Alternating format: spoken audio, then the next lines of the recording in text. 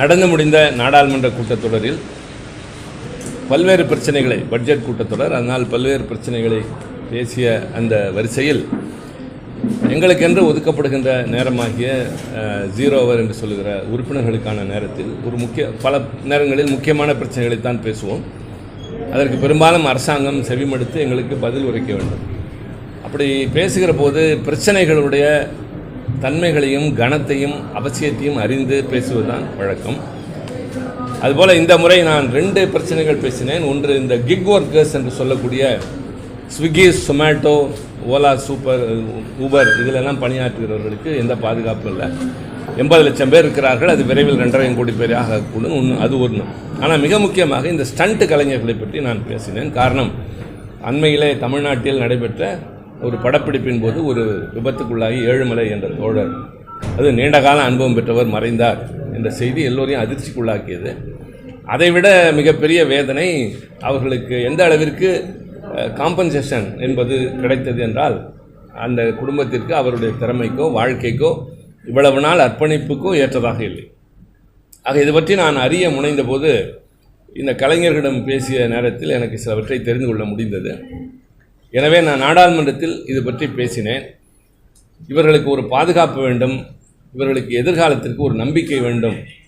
அரசாங்கம் இவர்களுக்கென்று ஒரு வாரியம் அமைப்பது ரொம்ப முக்கியம். நான் நாடாளுமன்றத்தில் பேசியதற்கு காரணம், தமிழ்நாட்டில் திரைப்பட கலைஞர்களுக்கென்று ஒரு வாரியம் இருக்கிறது. அது தமிழ்நாடு அரசு கலைஞர் காலத்தில் 22 வாரியங்களை கொண்டு வந்தார். அதற்கு பின்னால் இன்றைய முதல்வரும் நிறைய கொண்டு வந்ததன் மூலமாக தளபதி ஸ்டாலின் அவர்கள், திரைப்பட கலைஞர்கள் அதில் இருக்கிறார்கள். ஆனால் இன்னும் பல வகைகளிலே அவர்கள் பலன் பெற வேண்டி இருக்கிறது. அவருடைய கோரிக்கைகள் நிரம்ப இருக்கின்றன.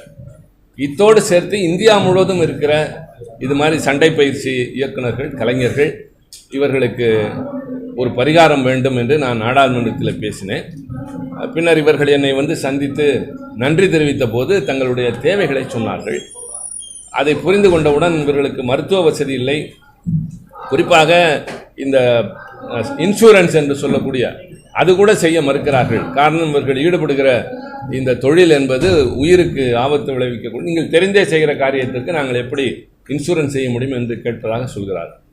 ஆக அதையும் பேச வேண்டும். அதற்கு முன்னால் அவர்களுக்கு இஎஸ்ஐ, மருத்துவ வசதிக்கு தேவையான இஎஸ்ஐ என்பது தொழிலாளர்களுடைய நலனிற்காகவே இருப்பது. அதற்கான வாய்ப்புகள் இவர்களுக்கும் வழங்கப்பட வேண்டும்.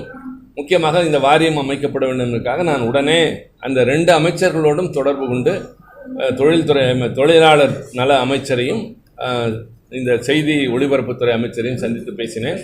இஎஸ்ஐ உடனடியாக தருவதாக சொல்லியிருக்கிறார்கள். விரைவில் அது நடக்கும். வாரியம் அமைப்பது குறித்து யோசிப்பதாக சொல்லியிருக்கிறார்கள். நான் தொடர்ந்து இது பற்றி எடுத்து செல்வேன். அடுத்து வீடு வேண்டும் என்று கேட்டார்கள்.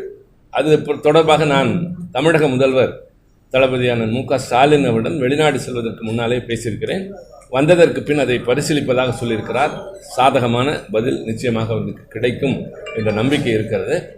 தமிழ்நாட்டை பொறுத்தவரை இதுபோல யாரும் ஆதரவற்றவர்கள் என்ற நிலையில் இருந்துவிடக்கூடாது என்பதுதான் எங்களுடைய நோக்கமே, எங்கள் தலைவருடைய முதல்வருடைய நோக்கமும்.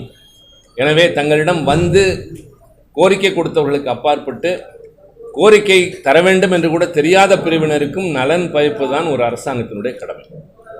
அதே போலத்தான் நாடாளுமன்றத்தில் இருக்கிற எங்களுடைய பணியும் கூட. அதனால் இவர்கள் யாரும் என்னிடம் எங்களை பற்றி பேசுங்கள் என்று கேட்கவில்லை. நானாகவே முன்னெடுத்து சென்ற பிரச்சனை.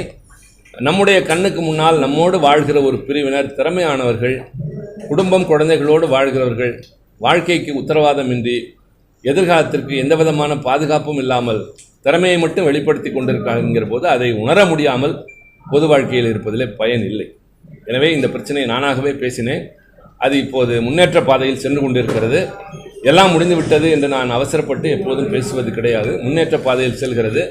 நிச்சயமாக நல்ல முடிவுகளை எட்ட முடியும். இந்த ஸ்டண்ட் கலைஞருடைய மனதில் மகிழ்ச்சி ஏற்பட்டால் அவருடைய திறமை இன்னும் மிளிரும். அதன் மூலமாக தமிழ் திரைப்பட உலகத்திற்கு நிறைய திறமை வாய்ந்த காட்சிகளும் கிடைக்கக்கூடும். நமக்கு திரைப்படத்தை தவிர்த்து ஒன்றும் பொழுதுபோக்கு கிடையாது. நாம் அனைவரும் அறிந்த இந்த கலைஞர்கள் வாழ்க்கையில் தனிப்பட்ட முறையில் வேதனையில் உழல்கிறவர்கள். அந்த முயற்சியை எடுத்திருக்கிறேன். நல்லவை விரைவில் நடக்கும்.